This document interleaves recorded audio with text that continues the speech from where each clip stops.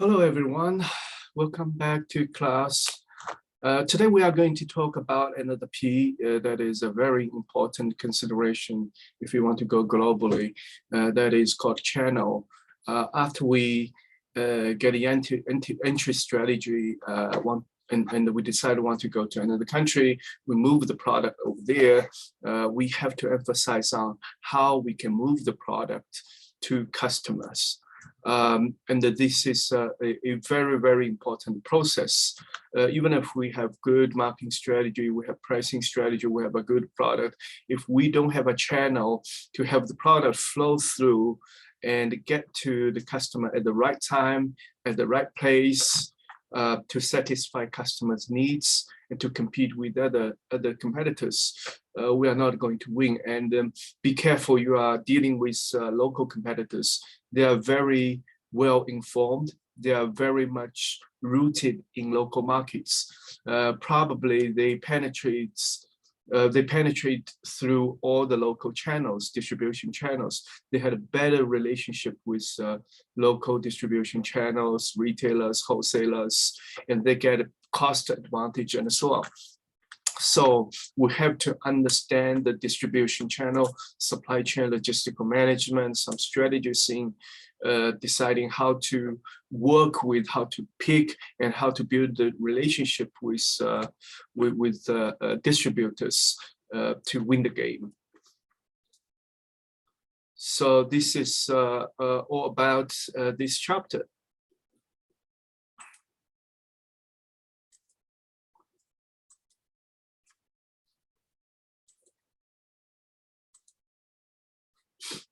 So global marketing channel and the physical distribution. What we're going to talk about is we'll have a refreshment of your memory on consumer channel and B2, traditionally we call B2C channel, business to consumer channel, and the B2B channel, business to business channel. They have huge differences because for consumer channel, you are dealing with millions or billions of consumers, and in business channels, the number of your target buyer just decreased significantly. Then we talk about how we can choose and establish a relationship with our channel members. Then we talk about different types of retail operations in the world, what we can pick, what kind of form, some ideas about how they are going to help us, how they are going to function. Lastly, we talk about 6 major international transportation modes that we're going to use. Very interesting because the weights of importance for or usage of different modes changed just because of the technological development, and because of local purchase trend, recent purchase trend. So distribution. Physical distribution, we are physically moving the product through a channel. And the channel of distribution, it's a kind of network.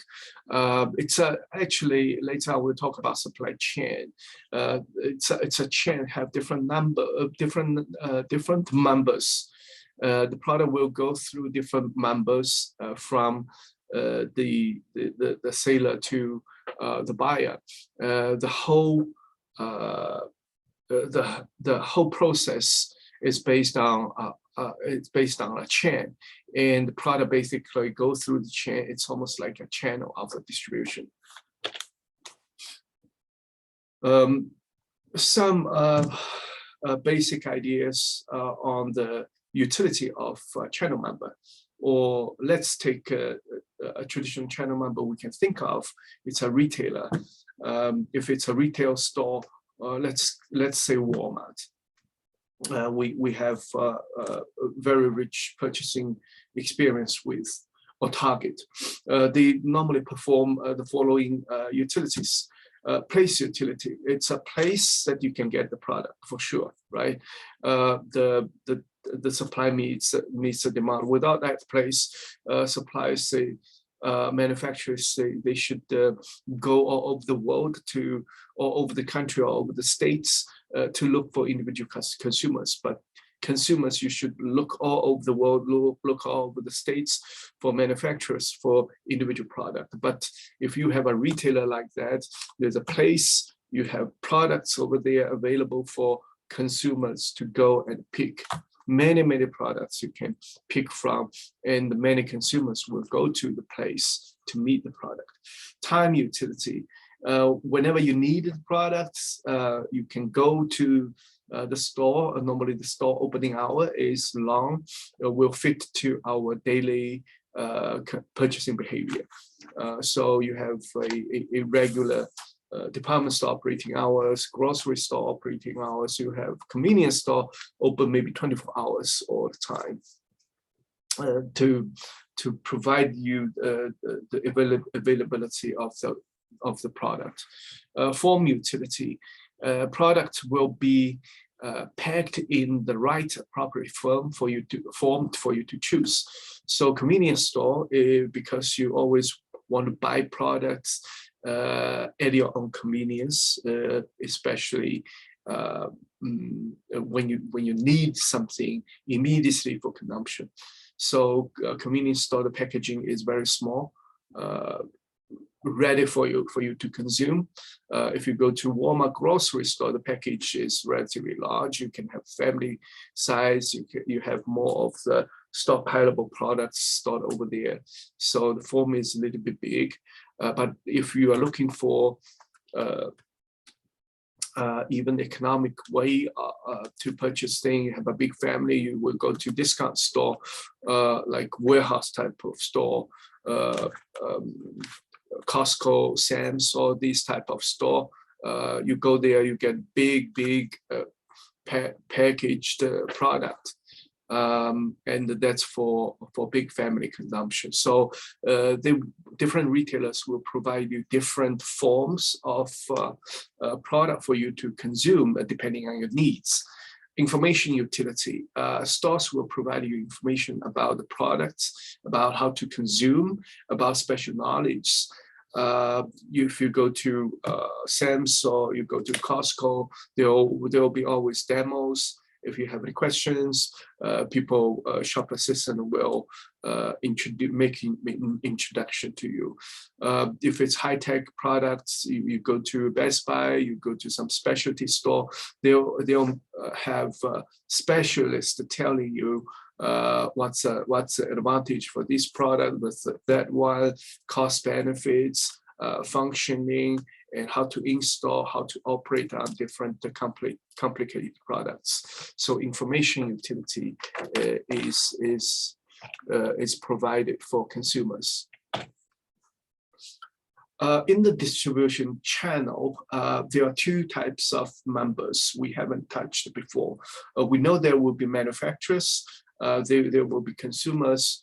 In the between, we have wholesalers, we have retailers. They normally take the title for the product, but we have to introduce two types of new players. One is called the distributors. The main role is to distribute the product. Agents, they help facilitate the deals, but they don't take the title. They don't buy in and sell out. The distributors, they'll take the product and they'll sell out, but their main role is make the distribution, transportation, moving the product from one place to another.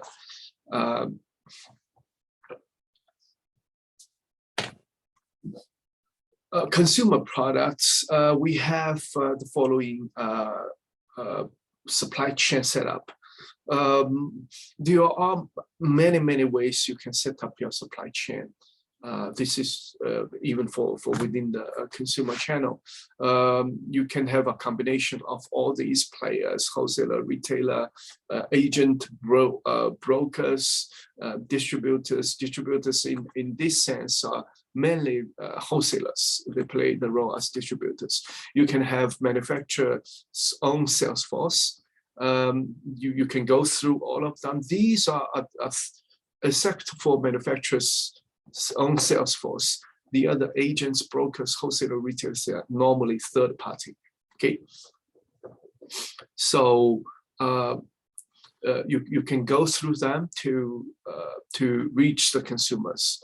There are different combinations, alternatives you can choose.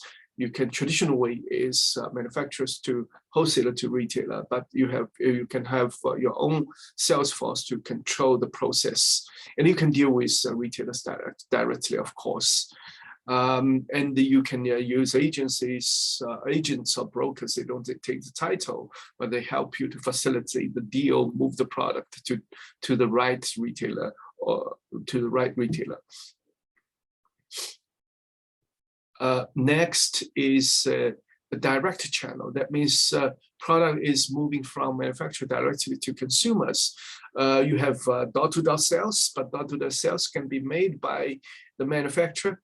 You can door-to-door sell to individuals. You can sell to specific occasion like home car party, catering type of service, and you can hire a part-time salesperson to do the individual sales directly, or you can use your own sales force to do direct sales.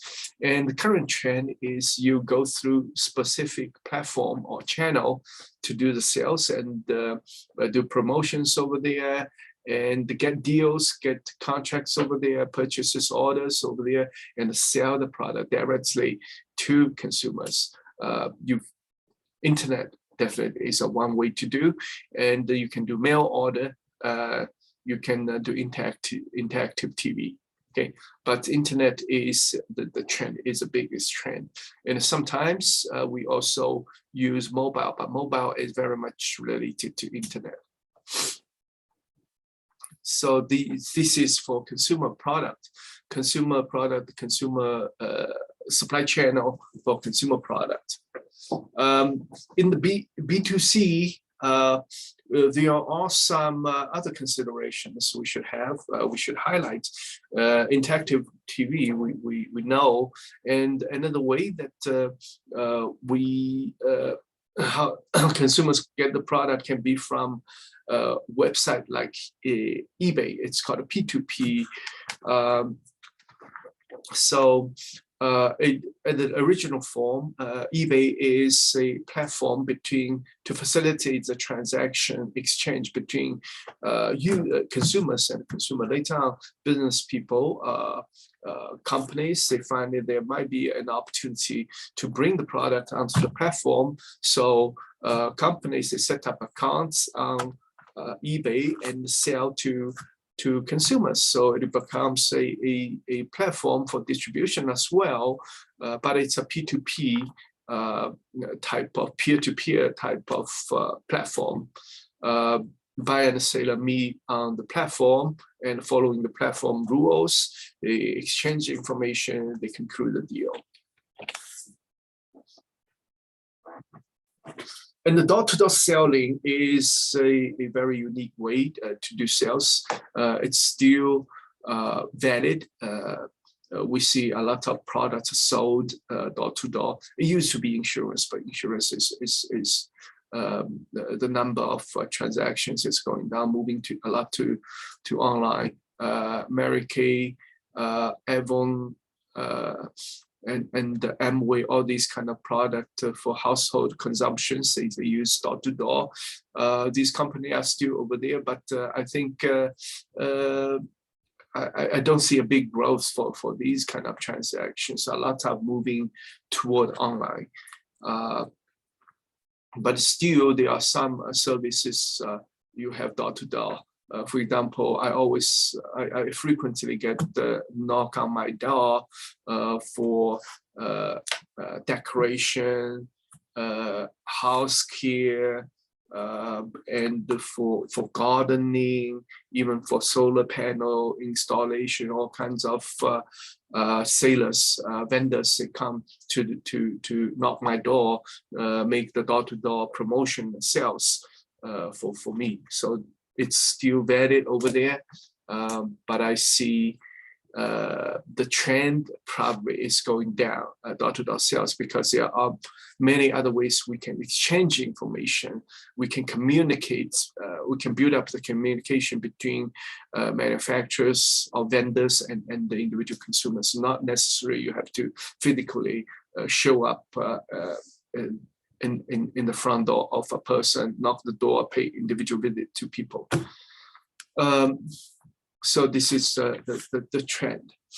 For consumer channels, manufacturers, they can have their own stores, like Walt Disney, they have their own stores, Nike, Apple, Sony, all these, they have their flagship stores.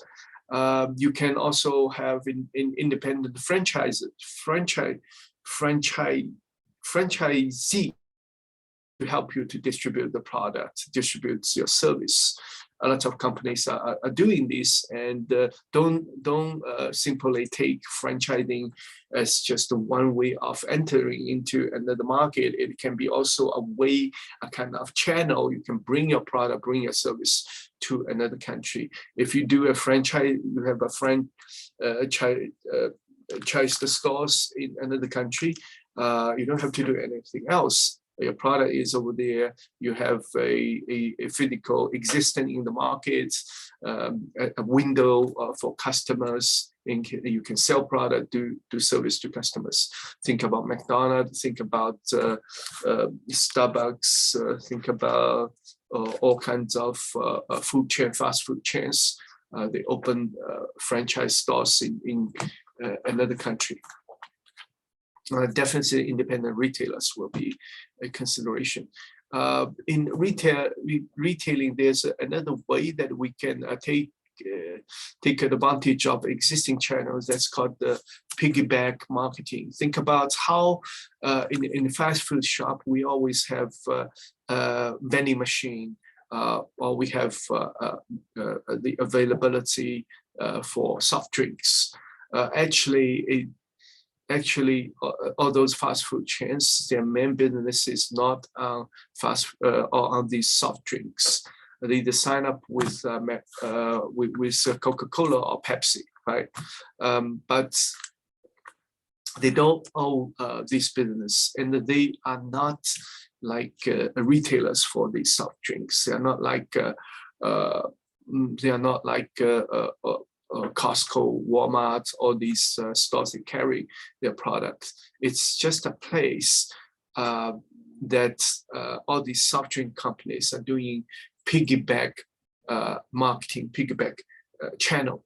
They go to the store, negotiate with all these retailing stores, and they just put the product onto their menu, and they take advantage of the existence, the customer source, the traffic of these stores, try to promote and push the soft drink products. So all these restaurants will be a piggyback place for all these soft drink companies. So this is a piggyback. Some trends for retailing in developing countries. Don't ever use self-reference criteria.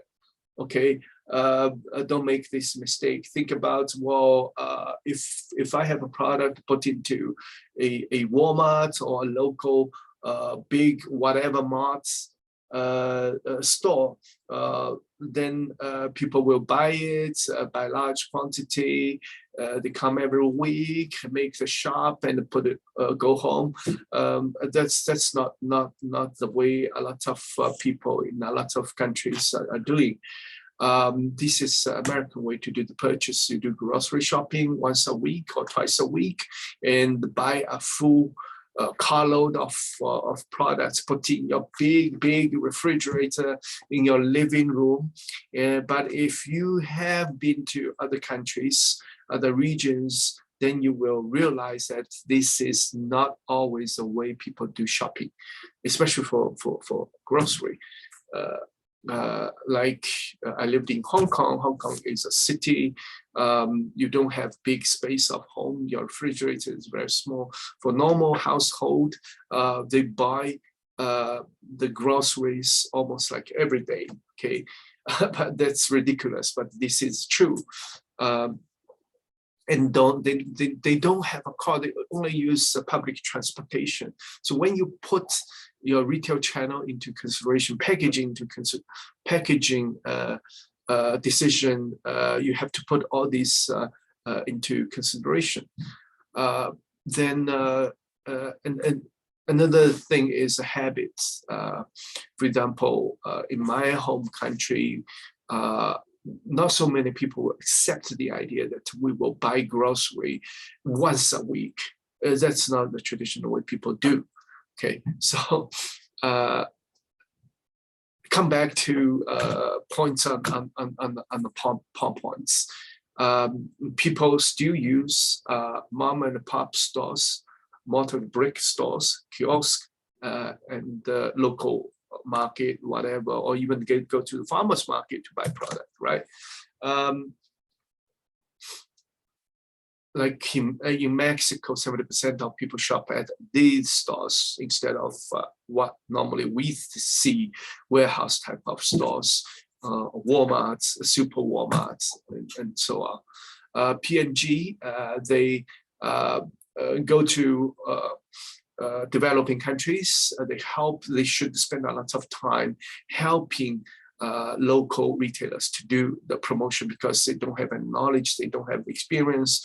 Then you have to help them and even financially support them or support them in some other ways to do the promotion for your product because they don't have the product knowledge, they don't have much marketing special techniques, training, and they don't know the norms. Okay, Nestle, they have a floating supermarket in underdeveloped Amazon River area.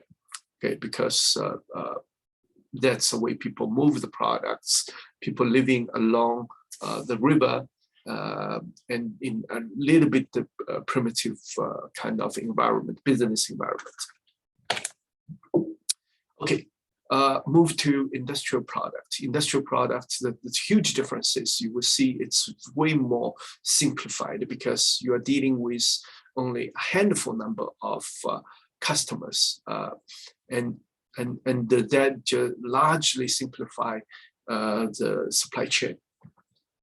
So we don't see any retailer anymore. You still can do direct sales. You have your own sales force.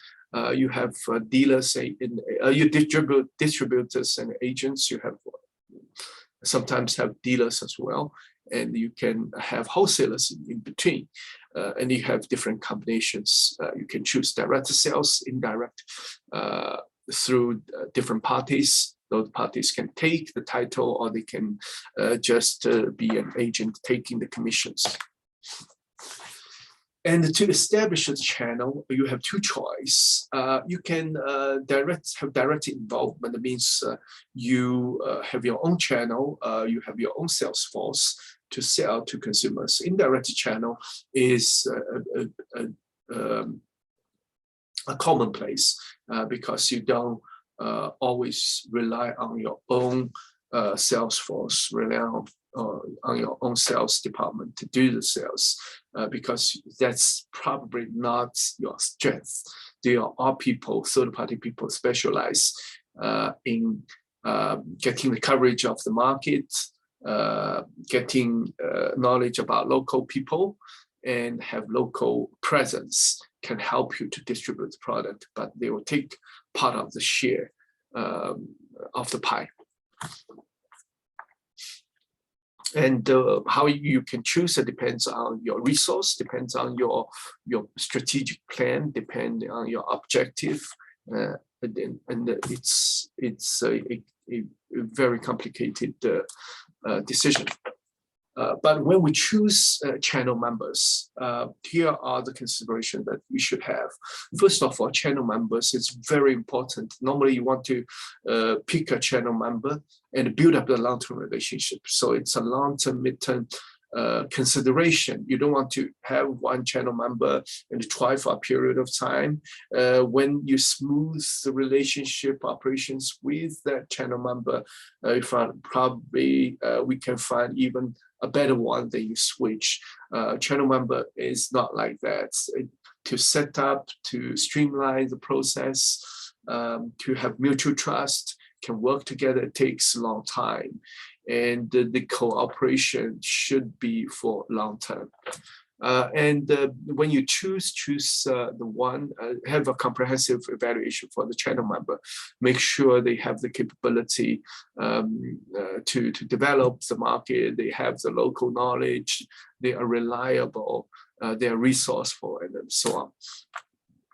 And it's always, it's not like you sign up a contract with the channel member and you just hire them to do something. It's a mutual collaboration. Sometimes you have to make market support for them, commit for money, commit for ideas, provide information, or even provide training, provide all kinds of monetary, non-monetary support for promotion, because all these promotions we will talk about later, promotional tools will be implemented through retailing channel, will be performed by the retailers that face the final consumers. Try to establish national distributors at earliest opportunity. Establish channel early. You just set up a means to move the products smoothly to consumers at earliest time. So you should do that. Try to maintain a control in the selection process. Don't let distributors pick you. You should have the right to pick the distributors. It's a mutual selection process, and also try to maintain control of the marketing strategy. That's why you should find that right partner to work with. They'll be cooperative. If you have a marketing proposal, have a marketing promotional strategy, they'll help you to implement it. The other situation will be, well, whatever you bring up, they say, no, we cannot do that. They're not supportive. They'll try to educate you what is the right thing to do for local consumers and so on. So that just ruin your whole marketing plan. At the same time, you should think in the shoes of intermediaries. All these, for example, retailers. They are independent business entities, so they have their dreams, they have their motives. They want to maximize their own profit, return on investment. So sometimes, if you have a house of products to trying to go through their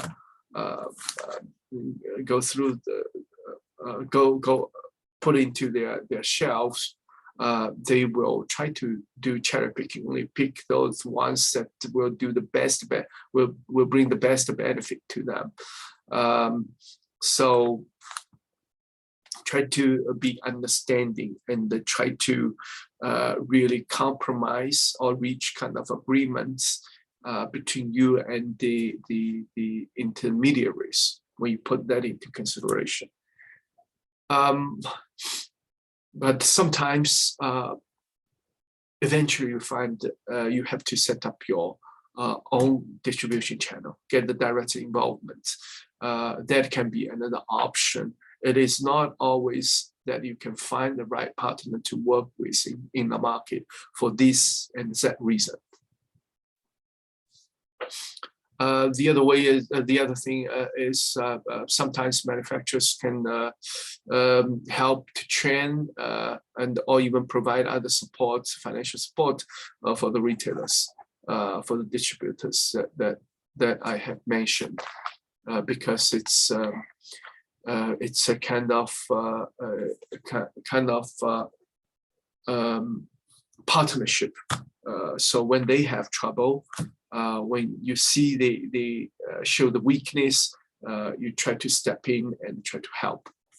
and try to contribute to the process, right? Different kinds of retailers. Across the world, there are all different kinds of retailers. We can categorize into the following type. We see most of them or companies in those forms, retailers in those forms in US or in the places that you are living, or maybe you use them. And mainly, we take the following forms. Department stores, we know. Specialty retailers, like there will be special retailers for shoes, for golf, for golfing, for tennis, for furnitures, for all kinds of things. Okay, so specialty stores. Supermarkets, we know. Supermarkets related to that is super centers. You have it's bigger than supermarket, not only carrying groceries, but you also have some food, edible products, or should have a small canteen over there, food like food court over there.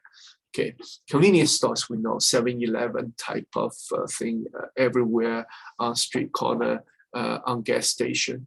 Discount stores and warehouses, normally we put used to be Kmart, now a warehouse. It's Kmart should be in supermarket type of category. This should be a Sam's Club, should be Costco type of store, huge discount warehouse type of setup. Then we have hypermarket. Is very similar to supermarket. Sometimes it's difficult to separate them. Something typical in Asia might be latte, all these types. It's like the super centers in US. Category killers, they specialize in special, just one category of products, like Best Buy specializing in electronics, and IKEA specialized in furniture. If you need a product in that category, you just go into that store. You definitely will find your product over there. Outlet stores, factory stores, and so on. They put their direct sales channel for factories. For some of the items they don't put in the department store for some off-season products. So this is a big picture for the global retailers. That's in 2017. It's a little bit out of date, the data, but I don't think it has changed. Walmart, Carrefour, that's from France, and UK, they have Tesco. Metro is a big player. They used to be bigger, but now they're going down a little bit. And the Audi, very economic way. It's a good store if you want to buy cost-effective groceries. So for type of retailers, we just go one by one. Department stores, we know what department stores are, and there are some global department stores. People have different opinion on that. Some think, well, it's difficult to move department stores from one place to another place to have a transfer of the brand image because every place is different. But some people say, well, because of the international travel information flow, a lot of department stores become the global brand. Okay. Specialty stores, we talk about supermarket, we covered grocery, convenience stores. One thing I have to mention is items in convenience stores are normally higher in price.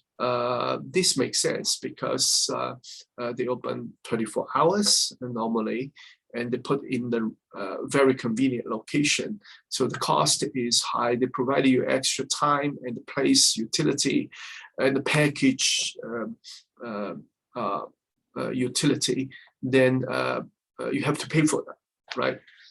So grocery stores is everywhere, convenience stores are everywhere in mall, airports, office building, college, universities, street corners, neighborhood, and so on. Discount retailers, normally we see warehouse clubs, but there are other stores. Dollar General is a dollar stores. Full-time discounts, hard discounts, there are different type of stores. They always sell products in huge discount. Hypermarket, supermarket, they're very closely related. Superstores, category killers, big box sell items. Here are some examples. Toys R Us, Home Depot, just for construction decoration material, household house caring materials, furniture for IKEA. Shopping malls, we know it's a cluster of different kinds of stores, brand stores, and outlet stores. Okay. But outlet stores, normally you see factory stores, and they offer huge discounts. I believe you've been to, if you're from nearby Las Cruces, El Paso area, there's a big outlet mall just in El Paso. Global retailer chain. For every country, saturation. You have all kinds of retailers saturating every market. No market is just a blank for you to fill. Recession or other economic factors, or the booming or a downturn of those retail business has a lot to do with local economic situation. If there's a recession, definitely the revenue goes down. Strict regulation or store development, definitely if you go to a third and a foreign market, there are some regulations for setting up stores, and this is also a trend for store opening, store developments. And you have to understand that, for example, if you want to open a local store in US, there are some rules. Probably if you want to open a Walmart in the town, you should get city's approval. Maybe there should be a voting or poll going on to see whether the local neighborhood, they like Walmart to come in to compete, or they want a store like Walmart to replace those grandpa, grandma store. And Walmart is bringing a different kind of culture to a small town, right? It's very aggressive in competition, we know. So for other countries, it is the same, especially if you want to go there and deal with some retailers you feel. You have to understand the local regulations, so local rules. Then operating cost definitely is going up all the time. Think about if you want to open your own store, not only you have to get the local approval, you have to get the land to open. Land is not cheap. Some countries, it won't allow you to even buy a land. Buy the land. They only allow you to lease it, and the lease is very tricky. They can increase the rent all the time, right? If you don't purchase it long term, how can you have a control?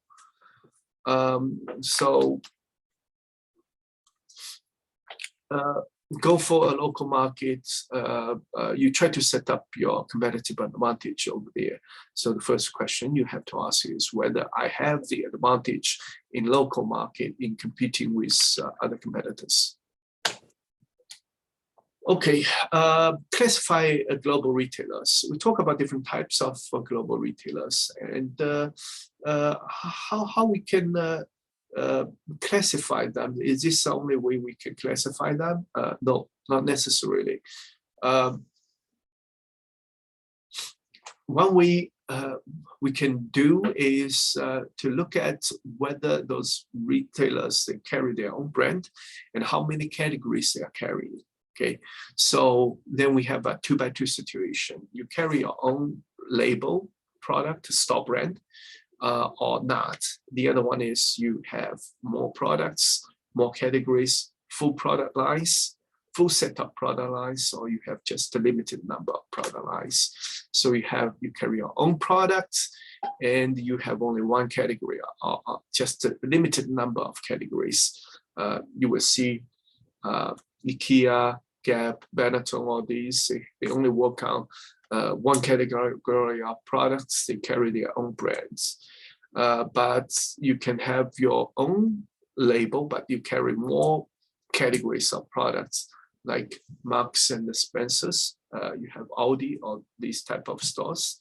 Then you have companies, they have relatively few category, but they don't carry their own brands. They can only carry other people's brands or national brands, manufacturers' brands. You see on the northeast corner, TJ Maxx. Then you have 7-Eleven, you have Douglas. It's kind of things like Barnes and Noble, but they carry also jewelries or other things.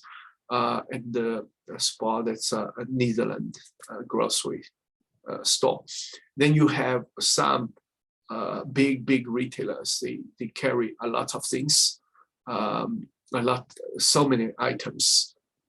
So you have Amazon, that's online platform mainly. You have physical stores like Carrefour, Walmart. They have many categories. Mainly they carry the other brands, manufacturing brands are dominating in the store.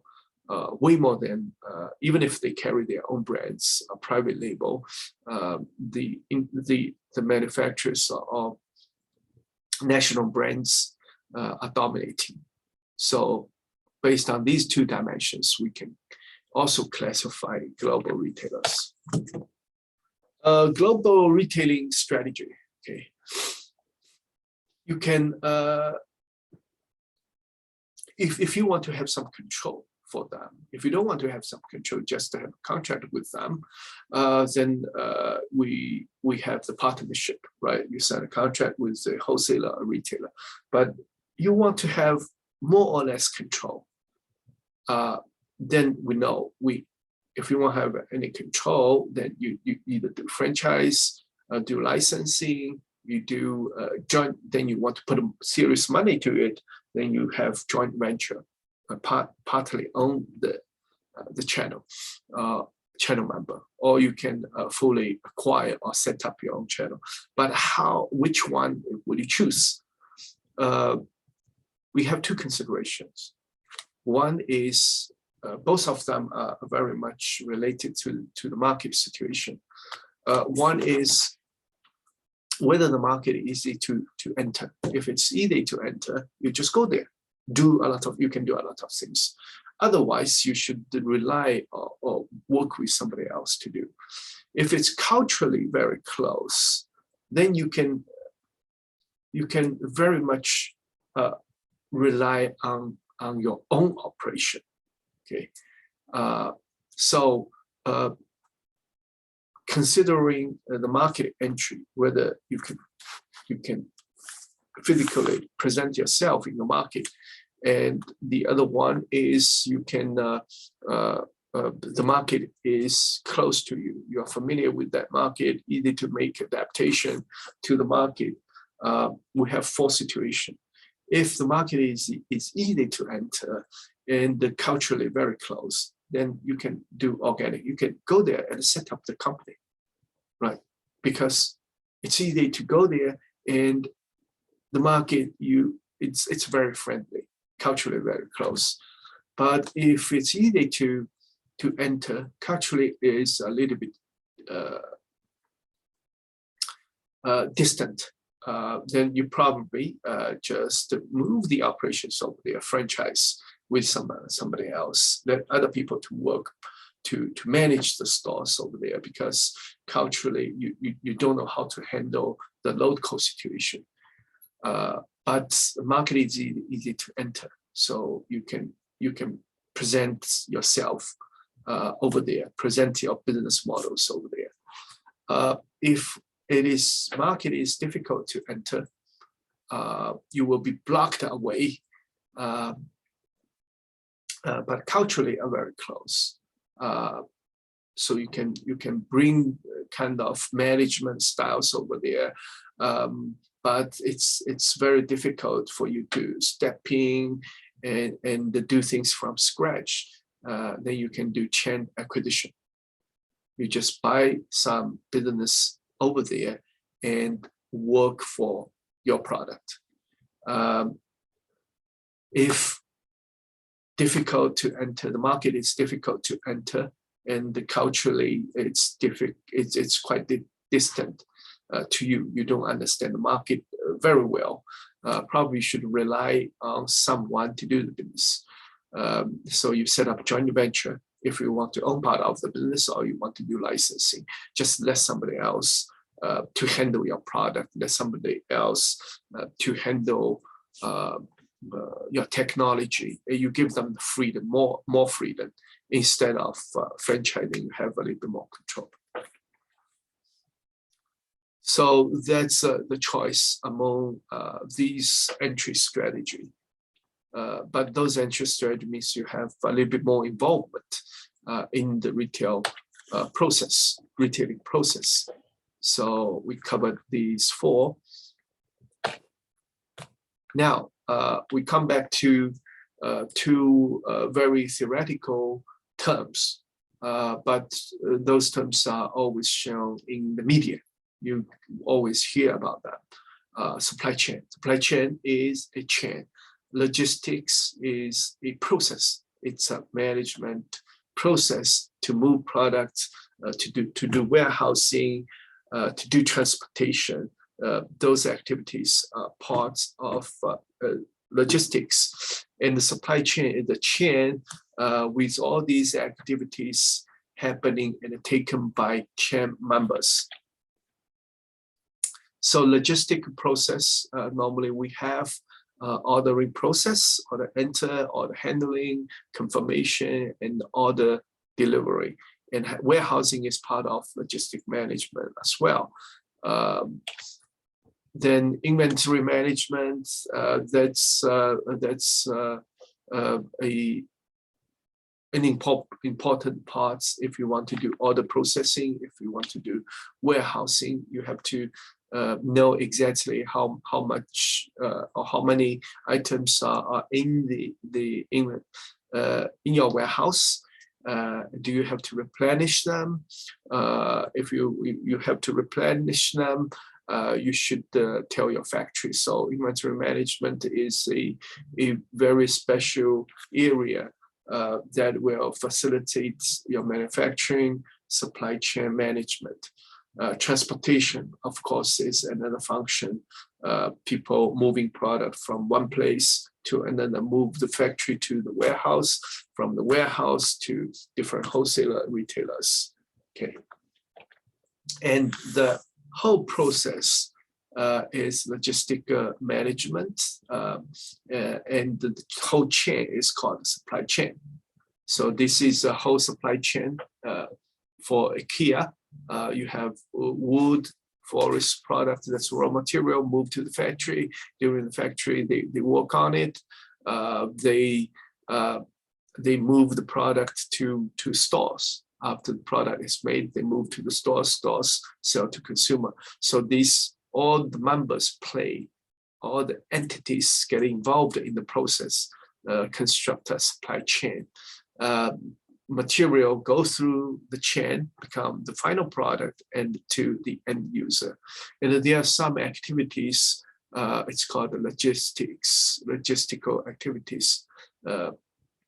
That is warehousing, that is transportation, that is the packaging, and all these.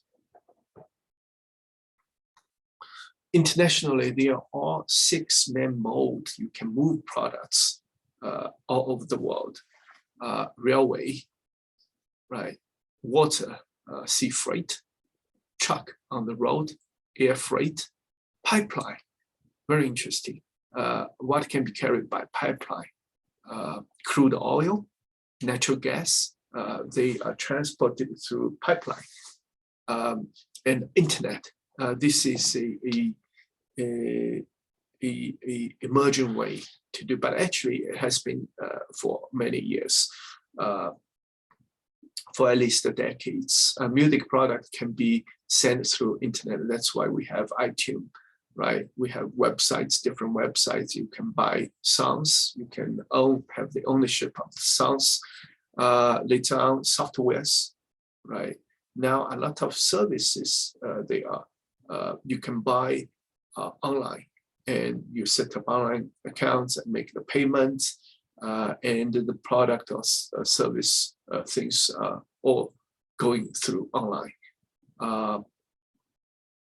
For example, my insurance policies, I don't have to go to a local agent. Everything is conducted online, and I get a document signed online, and I get all the terms determined online. For everything is concluded online. But if there's anything happened, you can do something on your end, and you can get the payments online. So it's a kind of part of the services conducted or delivered online. But for some products like software, packages, or even the code, the software, most of the time they are delivered online. You will see if you buy a software from university, now they don't send a disk to you. Everything is downloadable from a link provided by a vendor. So internet becomes a way to deliver, especially for digital product. Okay, that's all for this chapter. So we talk about the idea for supply chain, B2C business, B2B business. We talk about how what kind of considerations we should have for supply chain channel member selection, different types of global channels and the global retailers. And last week we talked about different modes, then the product can be moved all over the world, and some basic concepts about supply chain versus logistical management. And that's all for chapter 12. Hope you enjoy it, and see you next time.